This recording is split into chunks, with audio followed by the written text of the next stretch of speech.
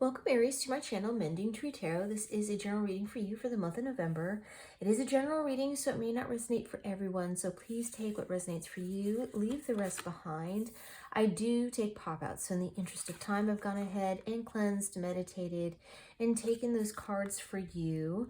As I lay them out, I would like to say, please be careful. There are scammers out there who are preying on people who are interested in tarot and self-help, and so just be careful that you're following the links underneath the people on YouTube that you are intending to follow. And I myself do not have social media attached to this account, so I will not reach out to you soliciting for personal readings or for money directly in that way. I have a link down below for donations, but that is it. Getting into your reading, I have oracle cards. I'm using the Shaman's Dream Oracle to get the general feel. I'll use Rider-Waite in order to get a little bit more detail here. At the end of all that, I will pull 2 oracle cards for you in order to give you some advice for the month. Your first card out here is the Netcaster. Preparations come to fruition. This is number 42. What's interesting is that a lot of signs have been receiving this card recently. So the energy that I'm picking up on this is that there's been a lot of activity ahead of time. You've been putting in a lot of work. You've been working really diligently, physically, mentally, kind of putting all your energy into a particular goal. And so right now you're starting to see, or most recently have been finally starting to see, the benefit of all the hard work that you've really kind of put into your life right now. And then we have number 49, skywriting the fates. What's nice is that after you've already initiated and put in all this work ahead of time, the universe is really kind of stepping in because there's something that you are supposed to be doing, and I believe it's in relation to what it is that you've already kind of put the first part on. It's like the universe is saying, okay, you're ready for that? All right, then let's go, because you're supposed to do this. So let's take care of this now. So you'll start to see that there's some synchronicities and things like that that will be appearing in your life in order to help you along the direction that you've kind of already been heading. And what's interesting also is that all the signs have, not all, a lot of the signs have been getting, you've been putting in a lot of work. Now is the time to kind of pull back and rest here pretty soon. For one reason or another, we all need to kind of take a step back because you've been putting in a lot of energy. And so what the caterpillar opportunity here, number 4, is saying is that you have put in this work. Yes, this work has caused a transformation within you, which is going to have to cause you to kind of pull back, be less aggressive in your energy as far as being creative, and now be more on the receptive side of things and allow things to start to form on their own. Like you've planted a seed, now you're going to watch the seed do its work, right? You're just going to give it some water, and give it some plant food. But other than that, you've done the hard work of really kind of getting the process started. And so now you're in this cocoon phase where you really have to kind of watch and wait. There will be action that will be needed to be taken by you. However, you're going to have to kind of wait for that perfect moment in order to do that. And you will know when that moment is. So don't try to be aggressive and try to make everything happen, really is what the message that I'm getting told here, because you have done a lot of really good work thus far, and that's great. Now it's time for you to allow the universe to do its part, for you to hold back a little bit, to get a little recoup time, to allow those changes that you've made in order to really fully gestate, and then the perfect opportunity will start to make itself available to you, and you'll know when it is in order to make that transition. Moving into your cards here, we have the Ace of Pentacles and the Ace of Swords. Now, these two are in your most recent past position, so it makes sense that you have been putting in a lot of energy into something new. You have 2 aces here. Ace of Pentacles is a grounding, suggesting financial, but it doesn't have to be financial. This could be a really stable, solid thing that you are creating. And the Ace of Swords has a lot to do with messages, communication, mental activity, new information that's being given to you. So, but really overall, it denotes a start of something new. So either you're really trying to start a new business, or you're starting a new job, or It could be a relationship that you've started, this new relationship, but I would say it's more than just like a fleeting dating thing. It's like a very serious relationship that you've decided to take on to a whole new level. But I feel like that's a very small percentage of people that's going to be for. That I feel like this is more having to do with your career and how you're kind of creating your personal abundance. Okay, but that is you with this new thing, creating a lot and putting in a lot of that energy for this new beginning. In your now position, you have the Wheel of Fortune and you have the Six of Swords.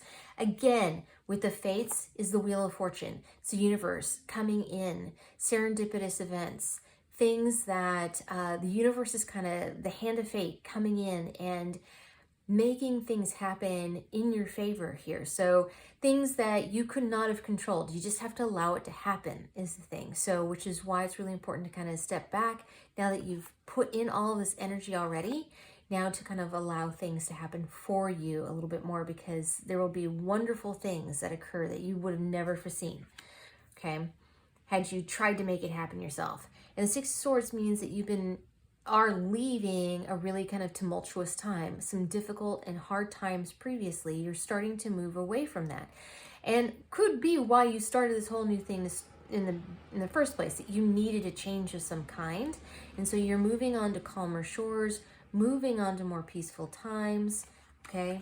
And then you have in your future position the High Priestess and the Star.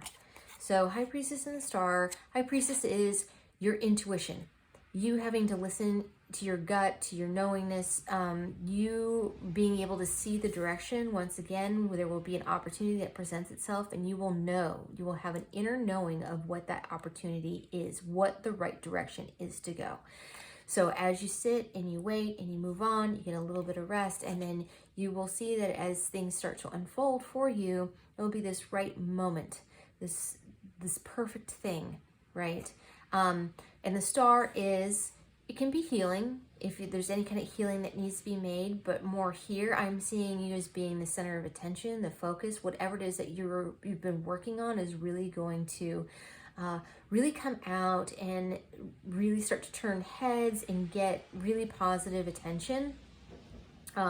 So if you are starting a new business or something like that, this is a really good card for you, because it means that you're going to start to really see some success with that. So new beginnings for you, Aries. I am going to pull the Oracle cards for the advice. I'm using Wisdom Earth Oracle first, and then after that I'm going to use the Door of Virtues Archangel Michael deck. So thank you, Spirit Guides, Guardian Angels. Looking for one card, please, for Aries for November. Just looking for some advice for them. What helpful information can you give for Aries for the month of November, please? There we are. So we're looking at big picture, okay? And then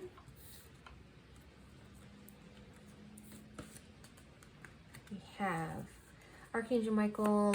What advice can you please give Aries for the month of November? Truly grateful for your guidance. Here we go. Write about your thoughts and feelings. Okay. I am going to read from the book on both of these in order to give you a very clear picture of what these can possibly mean for you. Okay. So for big picture, Belladonna, it recommends, is said to open the chakras and expand consciousness. It also recommends malachite. It activates psychic vision, can be used for scrying, and helps to focus on what is important. When situations feel chaotic, confused, or unsolvable, it is easy to feel frustrated and throw in the towel. What is missing here is the key to understand it all. There's more going on than meets the physical eye. Clear and open your chakras and allow your consciousness to expand. See the big picture, and the key will be revealed. The quote is, "I step back from my chaos into calm. I allow myself to see the bigger picture. I trust the key I seek will be revealed." All right, and then for Archangel Michael, we have write about your thoughts and feelings. Here we go. This card indicates that you're confused by conflicted feelings and are unsure of which direction to go in. Archangel Michael will help you delve into your emotions, peeling away the layers in order to reach your inner core of truth. He guides you to write down everything you're thinking and feeling without editing or censoring your words. Keeping a private journal will enable you to gain insight into the nature of what you genuinely desire. This clarity will illuminate the steps you need to take next. Other possible meanings: pursue creative writing as a hobby or career, take a writing course. Writing is part of your divine purpose. Learn a new language, join a writer's group, submit your writing to a publisher or magazine. The prayer: thank you for helping me tap into my God-given creativity and wisdom so I clearly express myself and glean insight, blessing, and healing. All right, Aries, I'm going to leave it there for you. I am truly grateful. Thank you for joining me here today. If you like what I do, please like and subscribe. It helps others to find the channel and lets me know that it resonates with you. And also, for more clarification, please check out your sun, moon, and rising signs. Down below, you should find a link for tips and donations. If you choose to support the channel that way, it is not necessary, but is genuinely appreciated if you decide to. Thank you so much, Aries, and I will see you next time.